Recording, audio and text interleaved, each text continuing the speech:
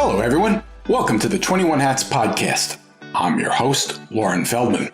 This week, Jennifer Kerhin tells Shawn Busse and Jay Goltz that she finally managed to take her first real vacation since starting her business almost 20 years ago. The vacation is part of a decision she made last year to regroup a bit, in part by backing off on sales and marketing. The goal is to give her team and herself a bit of a respite while they catch their breath and while Jennifer institutes processes that will improve operations. Of course, that raises an obvious question. Will she be able to turn the growth back on when the time comes? Plus, Shawn and Jay explain how they've eliminated negotiation from their hiring regimens.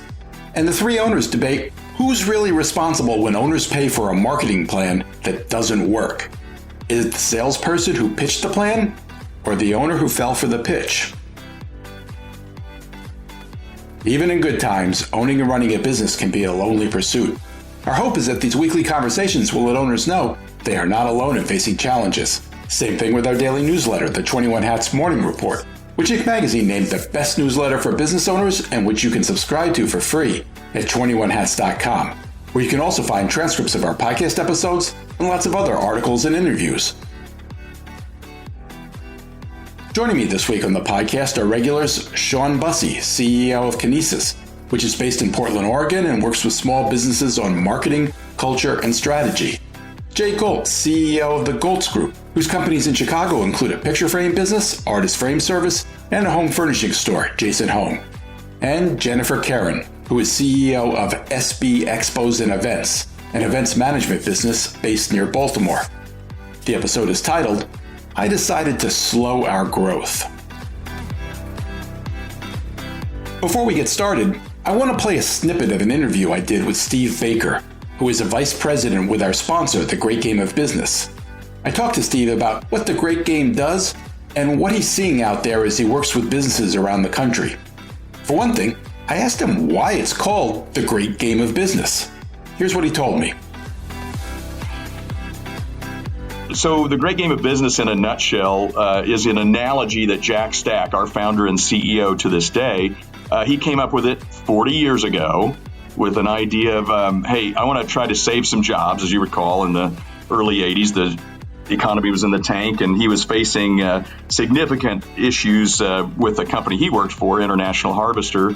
And instead of closing down his division, he said, well, why don't we try to buy our jobs and save 119 folks, that trouble. And, I'm way underplaying it here. It's a great story, and I'd highly recommend all the listeners check it out. But the bottom line is what he learned from the banks was that if you've got a really tough situation and you're trying to save jobs or do anything else, you're going to have to understand business. And he didn't understand business. Jack didn't. He was great on a production line. He was not great on business. He was never taught that stuff. So the banks, 54 of them, in fact, turned him down for a ridiculous loan, an 89-to-1 debt-to-equity position.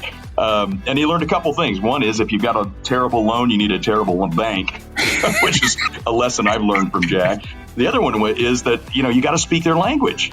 The problem is with most businesses is, we are in different games than our employees and we speak different languages. So he just wanted to simplify business, to demystify it.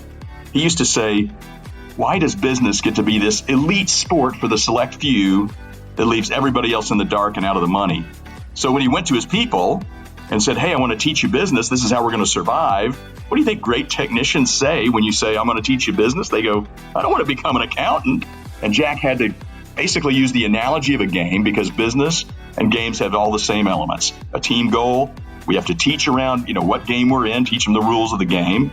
We behave differently when we keep score, so we've got to follow the action and keep score. And finally, what's in it for me?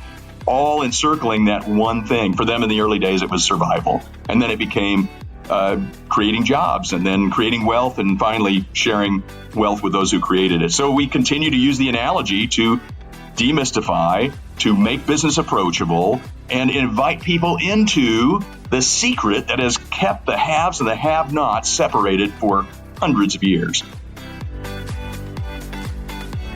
You can read a text version of my entire interview with Steve at 21hats.com. And now, on to today's show. Welcome, Shawn, Jay, and Jennifer. It's great to have you here. Jennifer, you're actually joining us from Spain, where you're concluding a vacation. I think it's the longest vacation you've taken in quite some time. Am I right about that? Yeah, it's the longest vacation I've had, I think, since I started the company. So that's, I think, a great sign. I was very nervous about taking this, but it's turned out great. My leadership has done an amazing job. I'm ready to come back. I'm rested. I'm relaxed. I was strung out there for a while. So it's been perfect. Absolutely perfect. How long have you been gone? I would say it's 16 days now. So I go back tomorrow. And it's, I think after like 9 or 10 days, I could have gone back. It's that, when you take a week vacation, by day 3 or 4, you're already thinking about leaving. The 10 to 11 days, it really helped me settle, right? Like it's helped me relax and just take the moment that I needed. I had been pushing myself way too hard, especially the last 4 or 5 years. And so now I'm ready. I needed this vacation and I feel rested and ready for the future. You can only tell entrepreneurs, well, you know how you want to get back after 4, like normal people would listen to that and go, what is she talking about? But I know. No, I'm ready. Yeah, I'm ready. No, I got it. And I'm excited. I know. You talk about it like everyone thinks that way. And I'm just reminding you, yeah, everybody doesn't. Yes, it's true. I had pushed myself so hard for so many years. I lost that excitement. I lost that desire to be an entrepreneur. And now it's back, right? I got a lot of sleep. I did a lot of hikes. I drank some wine. I had a fantastic time with my husband. And so now I'm rested and ready. And this podcast is like getting out of a submarine. You got to go into decompression. That's right, Jay. That's right. You don't want to just jump right from that back into business. You use podcast as the re-entry vehicle. We're glad that we can help. Well, and just a reminder to all the listeners out there, entrepreneurs push themselves hard, right? We do. And we are human and we need a break sometimes. And taking that, a half a step backwards can propel you for the future. Otherwise, we're all going to burn out. How much did you keep in touch with your office? I would say the first 10 days, not at all. Not at all. I made one person who was basically my second in command. Anything that was an emergency could go to her and she could text me.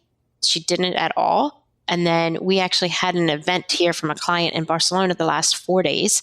So I stopped in to see them, but no issues whatsoever. It's been fantastic. The only thing I had to do, which I got to figure out how to get off my plate, is I had to run payroll twice. But other than that, I didn't have to work.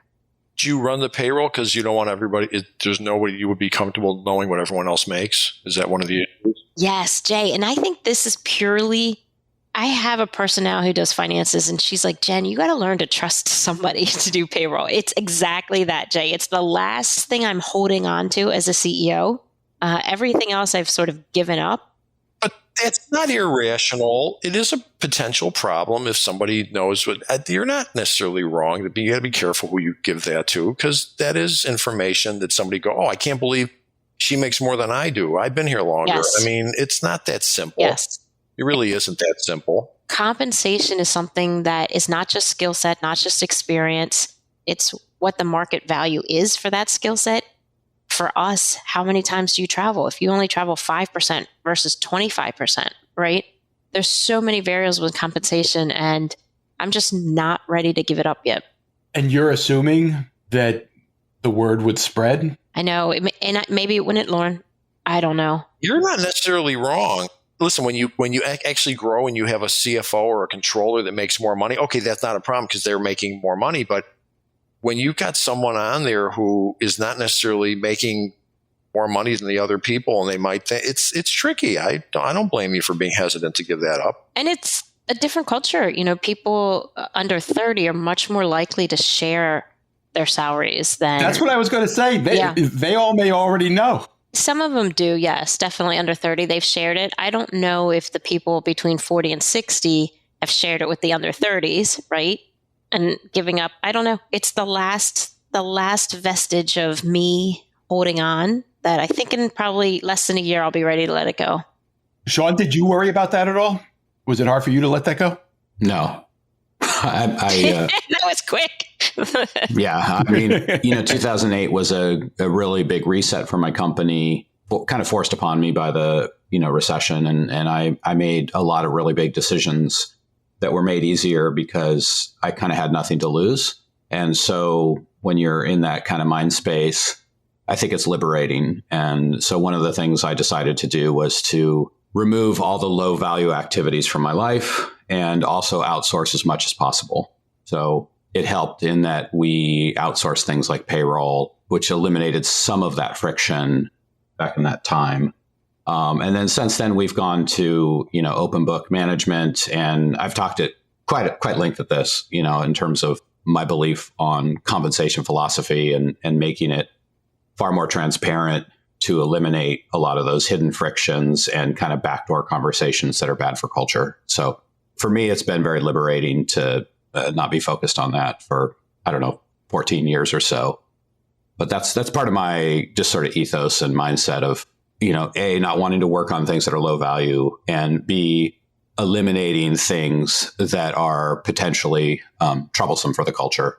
So that's just been my approach. And I know that doesn't work for every business. No, Shawn, I hear you. And I'm very open book transparent about the books of the company, the financial aspects of the revenue and profit and stuff. But the last vestige, again, I know it's just sort of holding on to me. It's controlling me rather than me controlling it. Mm-hmm. And I think part of it, which I fixed, but part of that is because when we grew so fast, we had legacy employees that I had to figure out how to catch up to new employees with salaries. And so that was hard. Now I fixed it. I fixed it across, but I need to get to your mindset of transparency where I can justify. I don't want to be like the government, right? Like step one, you get this increase, whatever. But to add the compensation to a higher level of transparency and to let go of it, you're at the higher level plane of consciousness that I aspire to, Shawn. Well, I should caveat this, that the development you're talking about took place more recently. So, we did, just like you, we went from closed book financials to open company financials. And then the second phase was to move to a more deliberate, transparent compensation program. That transformation happened, I think, starting around 2018. So it took a little while to get there, too. So in many ways, I think you're on the same track that I was on. And I will say, for me, at least in my experience, it was so liberating, especially in the hiring process, because we have absolutely eliminated negotiation as part of the hiring process. I fully agree with that. Yeah, it's super empowering because it shifts the employee's brand experience from the hiring process is often really good and affirmational. And then you give them an offer letter and then it becomes adversarial, right? Because then they're negotiating with you because generally the market is unfair to employees. And so they know they have to get as much as they can in that moment of hiring, because most corporations will take advantage of that employee. Recruiters will do that and so forth. And so you take a really positive experience and then it shifts to a negative experience, not only for the employee, but also for the employer. There's no question. I'm 100% with you on that. And I'll tell you what just happened. Now that I've accepted the fact you got to put the price in the ad, now, no problem. So you put an ad out and you say this job not the price. pays, you have to put the salary in the ad. Salary. Yeah. Just put the salary 50 to 60. And then someone comes to you and says, I've got no experience doing this, but I would really like to have this job. Okay. This is what really happened to me. And we offered her 55, which she has no experience. So that was a very fair and generous and good faith offer. And she comes back and says, gee, I'd like to get 58. And we said, you've admitted to us you have absolutely no experience in this job. We gave you the span. I'm starting to get uncomfortable. Maybe this isn't the right job for you because I don't want you to work for less than you think you're worth. And to her credit, she immediately responded and said, you know what? I'm really sorry. I thought that was a very generous offer. My mentor, quote unquote, told me I should ask for more money and I wasn't comfortable and I took their advice. And what I learned from that, I've got an easy solution to this. You tell people, we're going to give you an offer. And I just want to tell you up front, it's non-negotiable. If it doesn't work for you, don't take the job. And that way, everyone's off the hook. They don't have to feel the responsibility for trying to get more. And it makes it clean. And that's what we're doing. And I think a lot of companies do that now. Just tell them up front. I have a tiny tweak to that. In general, I'm aligned with you, Jay. That's been very successful for us.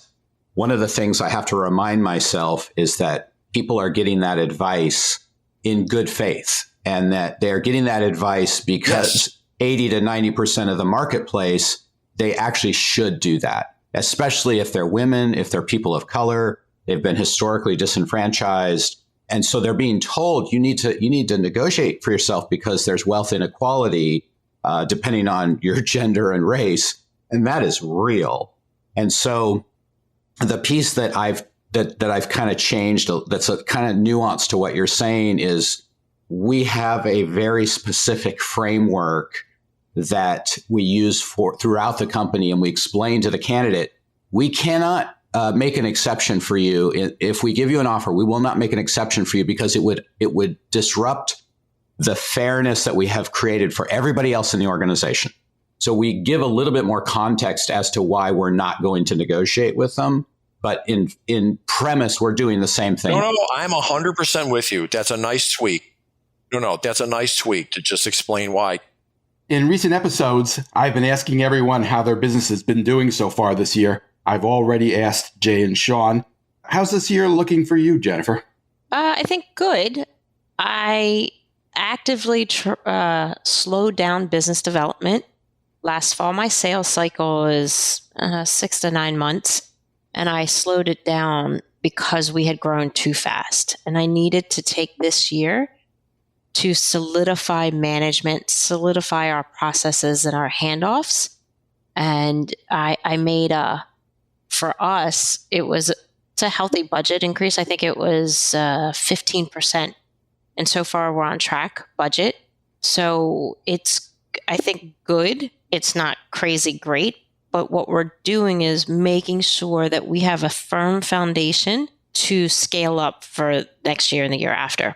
So I would say good. How did you slow down your growth? What was the mechanism for that? I would answer proposals, either deny a proposal, or I would put a price that was impossible for us to turn down. We weren't competitive, or I didn't actively go out.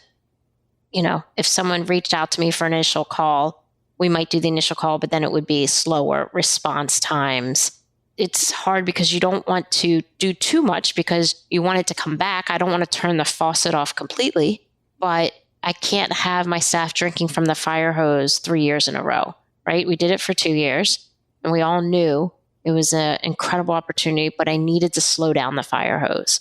So I tried to do it where it was still a stream of water, but that I had a lever to turn it back on.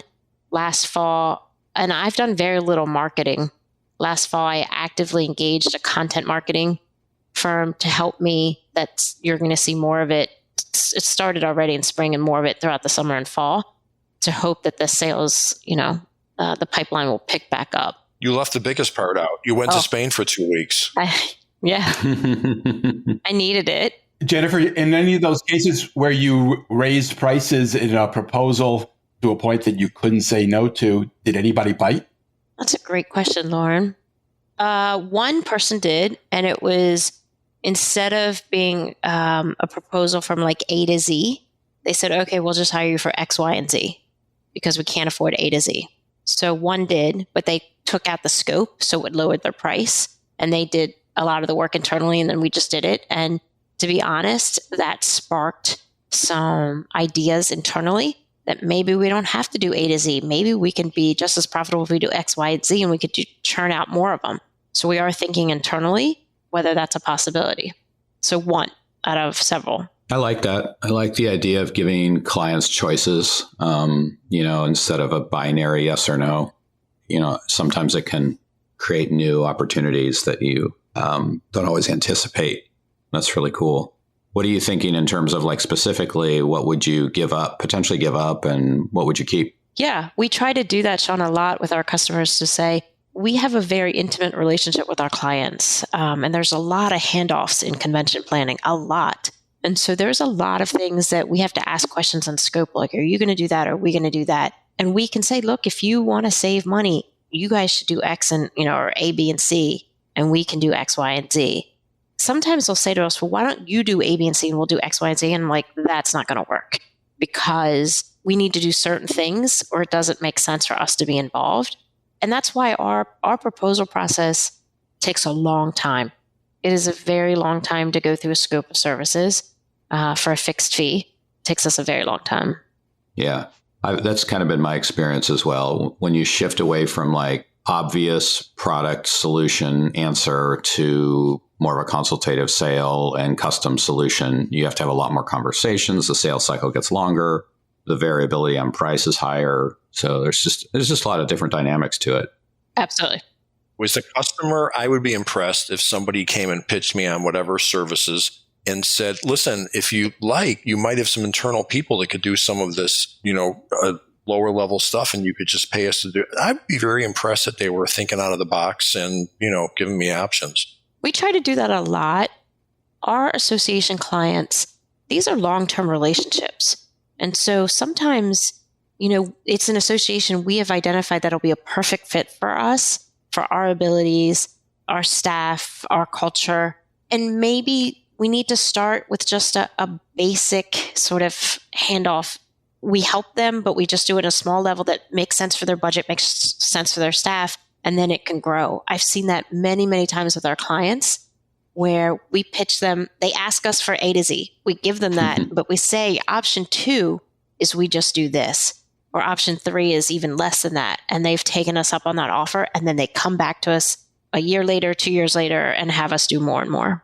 I'm wondering if, you kind of have a similar dynamic. So often the things that we do will overlap with an in-house marketing person. And the issue with the in-house marketing person is the skill level is all over the map, So yes, is that the same for you? Like absolutely. They might have somebody who's fresh out of college to very experienced. Absolutely. And the time frame of how somebody works, the nuances of how they like things, an experienced person, they can get things done faster, but they also might understand how to work with a vendor. A newer person, even if they take a little longer, doesn't understand a vendor, how to have that partnership relationship, right? And so, we definitely see that a lot, Shawn. And those handoffs, let's say there's 10 steps and we're doing steps 2 and 3 and 4, and then also 9 and 10. Well, once I finish my step, I need you to go back and do some more, or I need you to approve it, or I need you to do something. I'm wondering, in your industry, you probably interface with multiple people, but is there fairly high turnover? Or are they pretty long-term, in terms of those frontline employees that you work with? I wouldn't say there's high turnover, no. Okay. But I'm not sure I'd also say that people have been there for a long time because it's based on the size of the association. For us, if it's a smaller association, they don't really have hardly anybody working on the convention, right? But that person who's ever in charge has probably been there a while. Where if you're a larger association, you might have a couple people that are internally, and they actually might turn over more. Yeah, that's similar. So we work with owner operators. So if there's no marketing person, then that owner is often carrying that, or maybe their business development person is getting a portion of that. And there's a lot of institutional knowledge. And then sometimes if they're larger, they'll have some junior level people in there. But the problem is junior level people in a marketing role. I think I saw once the average tenure is like 18 months. It's super, super short. Wow. Marketers turn over like crazy at all levels. So that's sort of a hidden cost a lot of people don't understand is in the marketing sphere that marketers are impatient and want new things all the time. And so they tend to hop jobs. So that can be a real challenge for an owner when we come into a space. They might have somebody who's like been on the job for 2 months and knows nothing.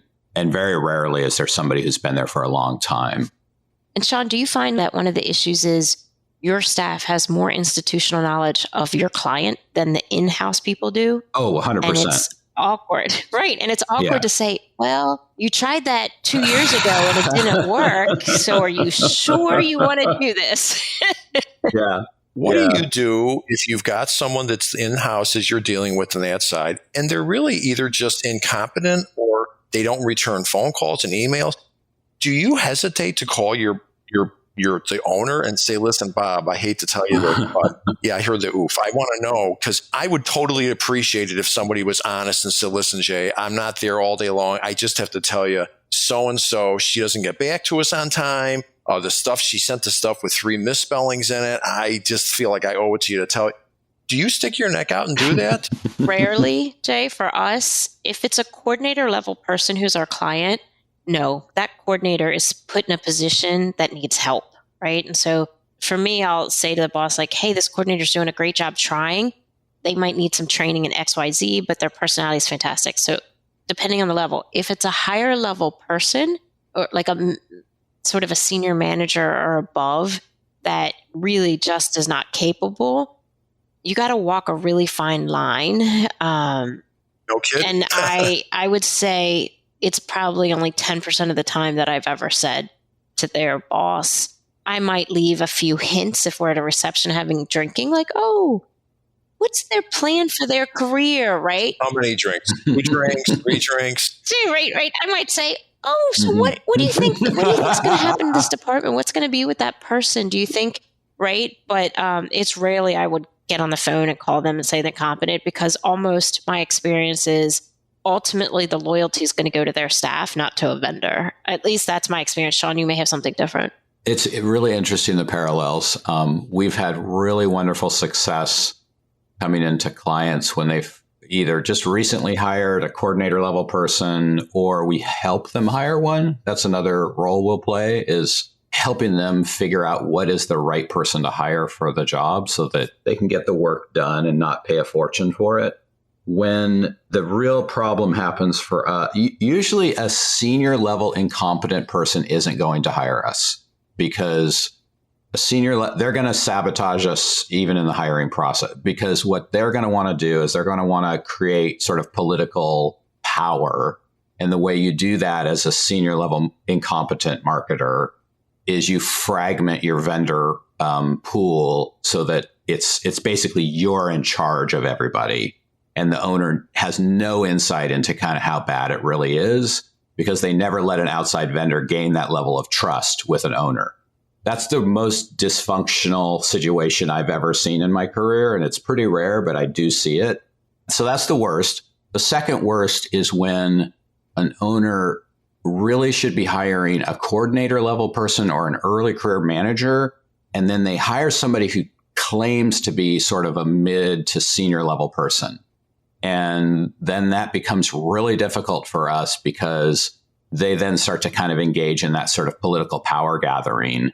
And they want to separate us from the owner, because they don't want the truths to be told. So that's a really challenging situation that I don't see very often. I'm very fortunate in that case. That's why we've helped clients hire people. But every once in a while, I've seen a dynamic where an owner really doesn't know the differences at these different levels. And it's really hard for them to suss out legitimacy. So is this person a director level, or are they a manager, or are they a coordinator? Do you find that too? Like, people can kind of mask their skill set within your Definitely. space? Absolutely. Yeah. And Jay, I would say for you, as if you're hiring a vendor, if you think, I want to ask my vendor if one of my staff members, great. The better question is not to make it so emotional, but to say, hey, is my staff getting you what you need on time? Is my staff meeting their deadlines for you? Ask questions that you'll find the answers from. I don't use any outside things. So it was theoretical. Wasn't really, theoretical question. It's a good question. It really is. I mean, I think Jennifer and I are often in that position of, like, we really want the owner to know the truth. We're not sure how they will respond to truth telling, and we're not sure about the allegiances. Well, Shawn, what's the answer to that? What percentage of the time, when you do choose to be open and direct about a difficult situation, what percentage of the time do you sense the owner does want to hear it or doesn't want to hear it?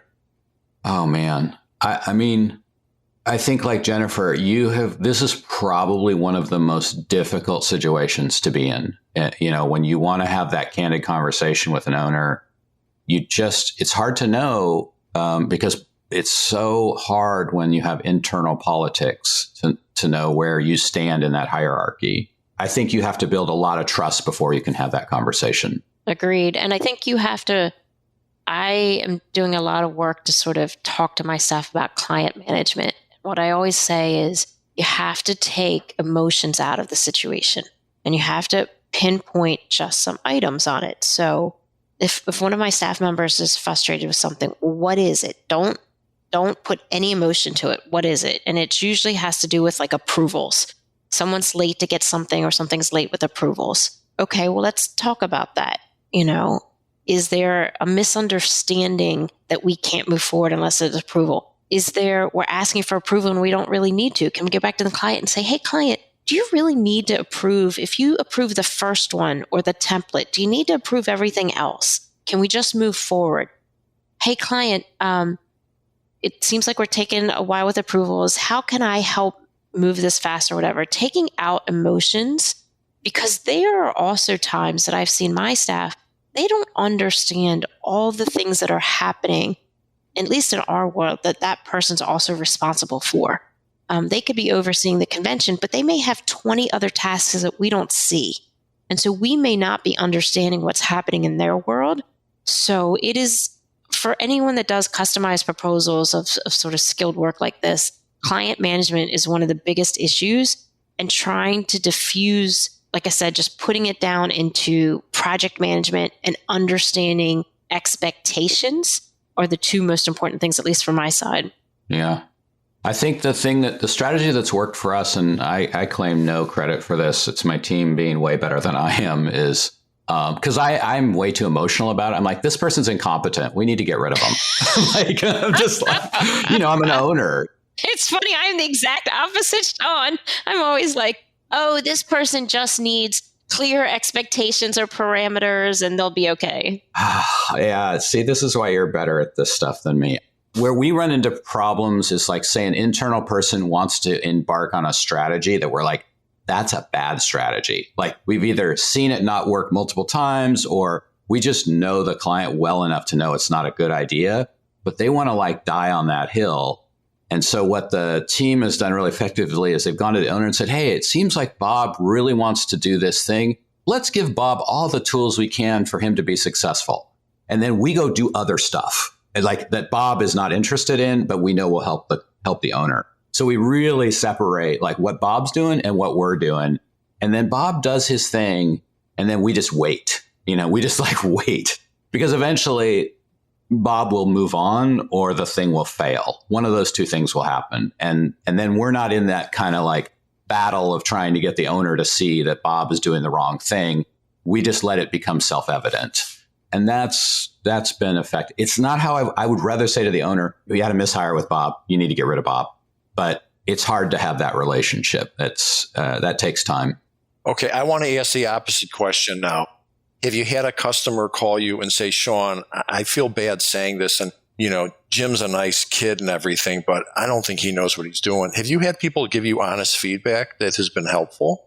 About our team or about their team? Yeah, about somebody that works for you. Oh, I've never let a client down, Jay. I mean, in 24 years, of course. Yeah, of course I've had those. Yeah. I'm on the other side of that. And I've had some really bad experiences with complete incompetence. And I've had to tell the company, and frankly, it was an accounting firm.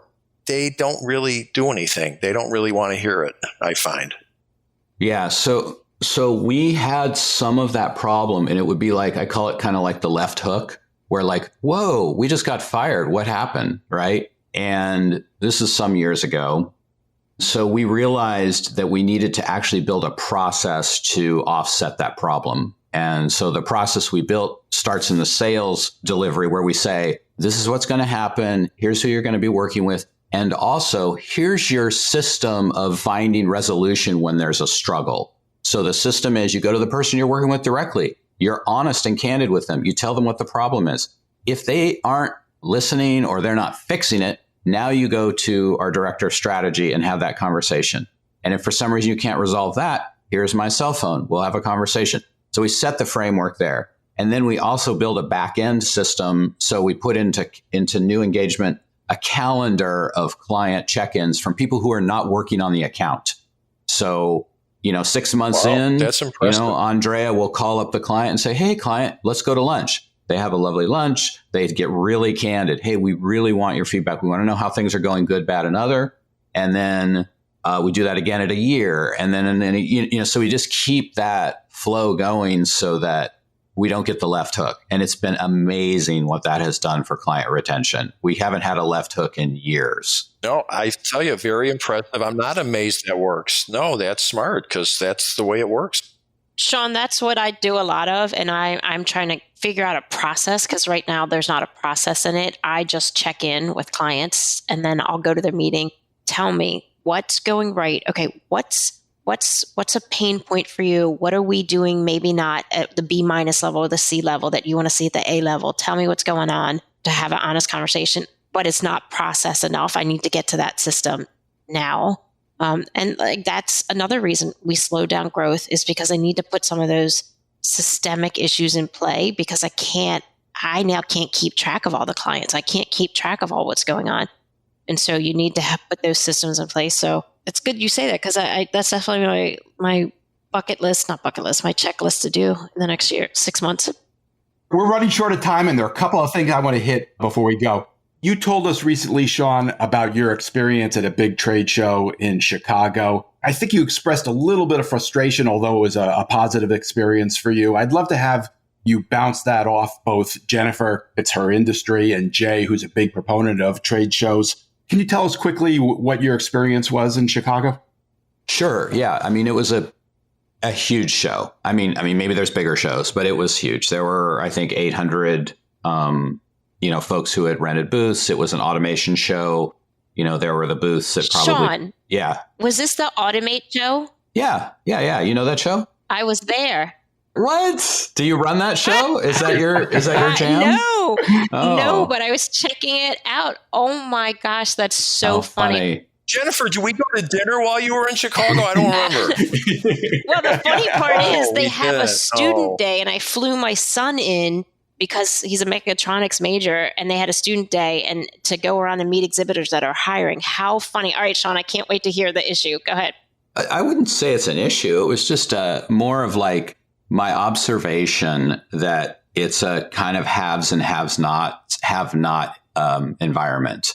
So there are very, very big, large players. There's some mid-sized people that I recognize from my hometown. And then there's a lot of little booths, and it just made me realize that if you are a small business and let's say you can only afford $10,000 to go display, man, you better go in with a game plan. And if you just show up and have your little booth with your card table and your objects on the table, it's going to be an expensive adventure.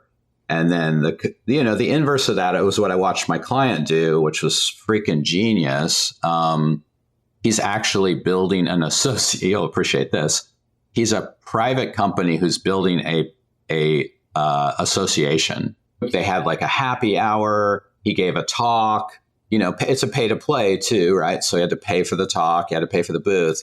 But it was really interesting watching that work so effectively and create community. And I think that was a really great place to be for him because there's so many people there and a lot of people looking for a home, like looking for their people, so to speak. And so I'm just contrasting, he's a small business, probably less than 10 million. And there were other small businesses less than 10 million. And like, what a contrast to see like good strategy, planning ahead of time, pre-marketing, post-marketing, content, thought leadership versus I show up, I have a card table and I put my stuff on the table. And so that was basically my insight for small businesses. It's like, this is a world of big freaking white sharks. As someone who has gone to hundreds of trade shows, I can tell you these people that go to the trade shows and don't put time and energy into doing a good looking booth with something that says something when you walk by. And then what are they doing in the booth? They're either sitting on their cell phone or they're eating lunch. And it's just really easy to walk by people when they're eating lunch and not bother to go, hey, what do you do? So I'm always amazed that they spend all this money and you can't even tell what they do for a living. And this happens all the time. Like, it takes some real expertise to do a booth that got one thing on it that when you walk by, you go, oh, you do blankety blank, and then have a person standing there saying, hey, can I talk to you about what we do instead of eating lunch? Trade show is one aspect of a marketing campaign, right? And I would say the same thing to someone who, let's say, wants to do print advertising or social media advertising or using influencers or social media, is you have to think of the strategy first before you just start throwing things against the wall, right? So if you're going to invest in a trade show, really figure out what your goals are and plan it. And I think what happens is no one would think to just, or maybe they do, I guess, to start a huge marketing campaign of print and digital advertising and not think about it, right? Not think about who the right people are to see this, what the messaging would be, how much the budget's going to be, what's the follow-up going to be, what's the call to action going to be. And yet sometimes trade shows get a bad rep because people think, well, you can just put out a table and people will come. And that's not the same. You need to have the same strategic thinking about your trade show the way you do it with other marketing campaigns. And with trade shows, sometimes the goal might be lead generation. Fantastic. But that's just one possible goal for a company. Another one could just be that they need to show their presence there to current clients to show that they're a player now, right? That they're not too small. They can afford to be there and they're a player. Another one is they're just taking exhibit booth because they want to speak. And maybe the trade show won't allow them to speak unless they have a booth. And so their whole point is thought leadership, to get out there. There's lots of companies that do booths because they hope to get purchased by larger companies. And so they need to have a booth there and they walk the trade show to find the big fish to buy them, right? There's many different reasons. Oh, here's another one important. You get reps. You want to get some new reps, and the reps are all at the trade show. Absolutely. That's for Workforce sure. development. Absolutely. Yep. And if you don't have a trade show booth there, you're not getting the better reps. So it's been a huge piece of the puzzle for us.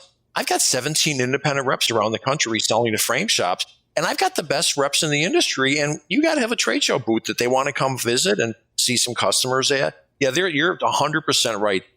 It's way even more complicated than putting an ad in a trade publication or anywhere. To your point, there's lots of pieces to this puzzle that I don't think they're thinking out before they get there.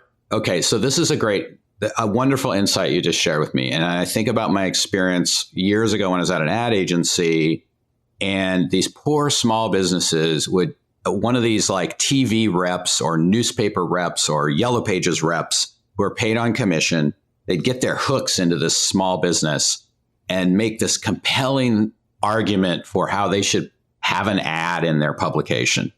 And it was probably the worst thing that small business could spend their money on, but they didn't really know any better. And so they would drop $10,000 or $5,000 on this ad. Nothing would happen because they actually need a different channel or more repeats or better message or all manner of problems. They drop their money, it wouldn't work. And then they'd be like, blah, blah, blah doesn't work. And it's like, well, actually, it starts with this rep being motivated to sell on commission and not have your best interest at heart. And I'm curious, do you think that also exists in the trade show world? Like, are these trade shows selling small businesses who don't know what they're doing? To me, it doesn't start with the sales rep on commission. It starts with the owner who should take a moment and say, what should I be doing for marketing, right? That to me is we're all responsible for our businesses. And okay, so maybe they did the Yellow Pages for a couple years. Eventually that person figured out, hopefully, that wasn't working. But they should have taken a moment before because anybody out there can sell anything for marketing. You as the owner need to take responsibility and think, what is my strategy here? There's plenty of books, plenty of podcasts, that you can learn some basic marketing strategy, or there's consultants out there who can help you. And you say, okay, I want to target this client demographic. Here's my sales cycle. And think through it. And at the end of the strategy, say, okay, trade shows is the best or not even make sense. Like if I'm a local ice cream shop, TikTok might be the best way for me to get my message across. Trade shows, not so much, right? Whereas if I'm an automation company, probably TikTok's not the best, maybe, I don't know, but the trade show might be better. So I think it starts with the responsibility of the company owner with strategy. It has nothing to do with how advertising sales are commissionable or not, because it doesn't matter. It's your responsibility as an owner to figure out. What I was saying is there are a lot more consultants out there for advertising than there are for trade shows. And that's an issue to me. Yeah, I mean, that's the issue. So it's essentially the whole, I think it's like the Warren Buffett quote, right? I should never ask my barber if I need a haircut.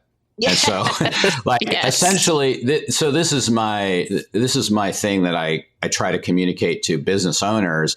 I agree with you, Jen, that it is their responsibility. But I think a lot of times they don't know who they should be talking to. And so the media rep from the Yellow Pages will come with all this information about how this is the right thing, but it's a biased perspective. It's probably the same for trade shows, right? They shouldn't necessarily be talking to the trade show exclusively in terms of whether they should do the trade show or not. They need to find other sources of truth. Right, Shawn, we, just like the Yellow Pages ad rep or a trade show sales rep, we're not the marketing consultant for that company, right? Our goal. See, a lot of businesses think that is that. A lot of businesses use those vendors that. Oh, absolutely. Why would they think that? Why would they ever? Let me think tell you that? why. You're both right. I'm going to explain to you why most retailers don't have a clue. Where do they advertise? It's exactly what Shawn just said. Whoever called on them, that's where they advertise. And I always think, wow, I wonder if I should be doing it over here or doing there. Most retailers or a lot of businesses, the salesperson calls on them. And I would tweak, Shawn, what you said just a little bit. It's not that the commission's the problem. The problem is they have no expertise. They couldn't help you if they wanted that's to. Not they don't, their job. They're just selling ad space. That's not the job. Is a marketing consultant. If you are unsure as an owner of where to spend your dollars or where to market your services or products, then you should get a consultant to help you on strategy. Yeah, and I'm telling you the problem. It's in the name of this podcast, 21 Hats. The problem is the other 20 hats are more screaming in their face. We've got to get more insurance.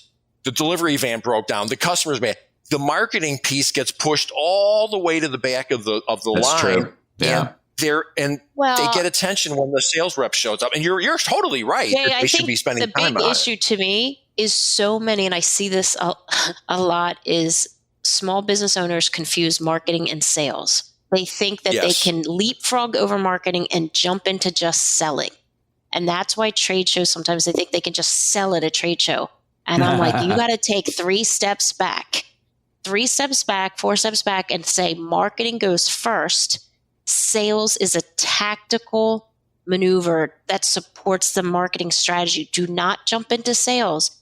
Tell me what the marketing strategy is first and go forward. And I'm sorry, but that's not the responsibility of the salesperson, whether it's the ad sales, media sales, or trade shows. Here's another problem. And you know, so you're highlighting why this happens. I've seen this a ton, is a owner hires somebody who's we'll call them a VP of business development or VP of marketing and sales, which is almost always means they're a salesperson. Yes. And absolutely. so what happens is that salesperson will come to the owner and be like, hey, I think we should totally go to XYZ trade show. And the business owner is like, well, you're my VP of business development.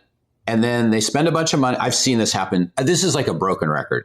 They totally spend a ton of money. They go to the trade show. They come back. Nothing happens. And they're wondering, why does it happen? It's because they go to the trade show thinking that like sales will magically happen because they have a booth there. And then eventually that salesperson gets fired.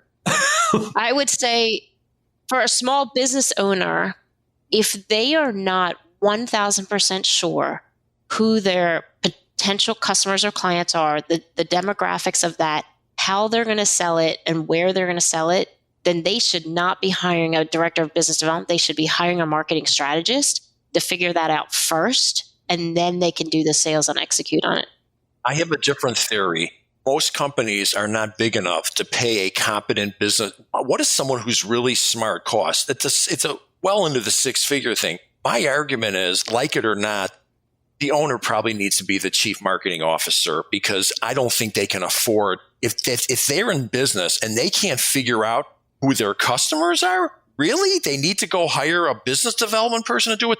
The reality is most companies are not big enough to afford a business development person making, you tell me, Shawn, how much does that person cost? A competent 200, person? 250. Right. You think most companies, the owners aren't making the owner might be making $200,000 a year. That's the reality of business. Most companies aren't big enough to do that.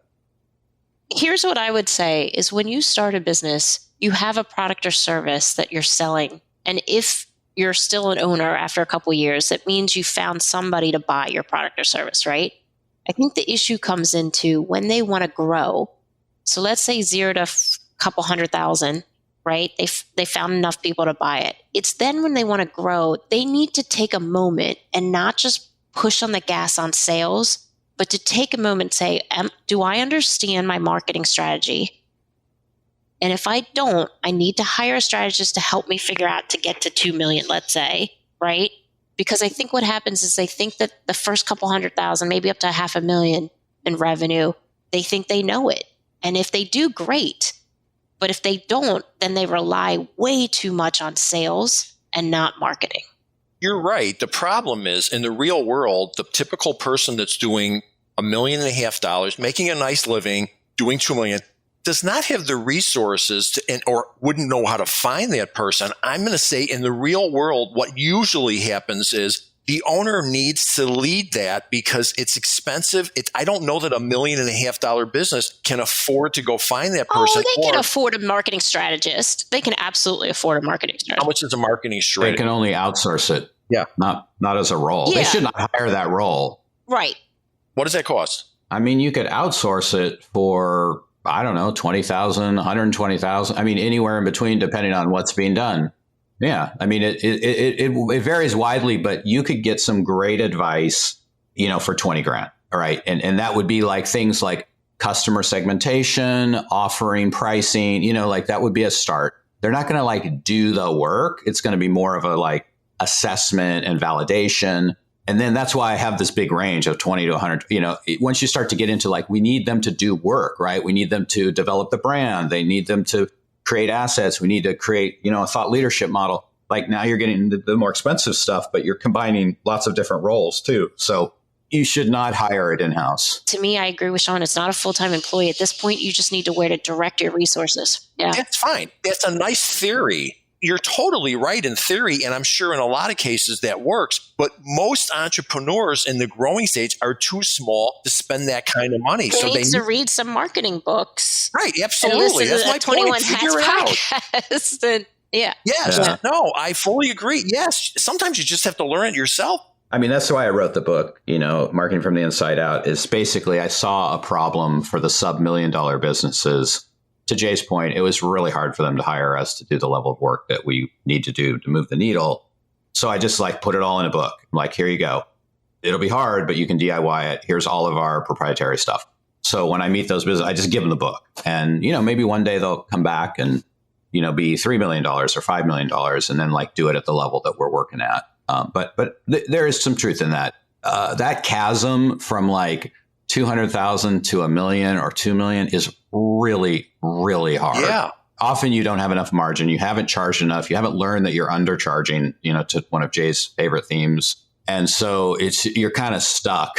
I don't disagree. I just think overall at that level, too many company owners are thinking sales will solve the issue, sales execution. True. Yes. And I want to say to them, sales goes second. Marketing goes first. You're not wrong. You're not wrong at all. I'm just suggesting in the real world, I've got PTSD from, I think, of the people I've hired over the years. One bigger disaster than the other. I think what that sparks for me as a thought, and also what sparks for me, what you said, Jennifer, is the skills that owners need to develop in these early stages are, one, an appreciation and value for marketing, positioning, and customer. And then 2, discernment. The ability to find people who can help them, who are going to really move the needle forward. And that's super hard. To your point, Jay, you wasted a bunch of money on these hacks, right? That's discernment. And as you get more experience, you get better at that. Absolutely. But I think that's where, listening to shows like this is really helpful, or, getting mentors if you're in that early stage, getting folks who you can kind of shortcut to discernment skills, because I've hired terrible people too. We've all hired terrible people. My thanks to Shawn Busse, Jay Goltz, and Jennifer Kerhin, and to our sponsor, The Great Game of Business, which helps businesses use an open book management system to build healthier companies. You can learn more at greatgame.com. Thanks, everybody. Wait, don't leave yet. If you have a question or a comment that you'd like the 21 Hats owners to address, send it to me by replying to your morning report or by email at lauren@21hats.com. That's LOREN@21hats.com. Do it now before you forget. And don't be afraid to tell Jay what you really think. He can take it. And if you got something out of this conversation, help us reach more business owners. Tell a friend. Subscribe and review us wherever you get your podcasts. Follow us on Twitter. Subscribe to the Morning Report at 21hats.com. This episode was produced by Jess Thuberon, founder of Blank Word Productions. Okay, now you can leave. Thanks for listening, everyone.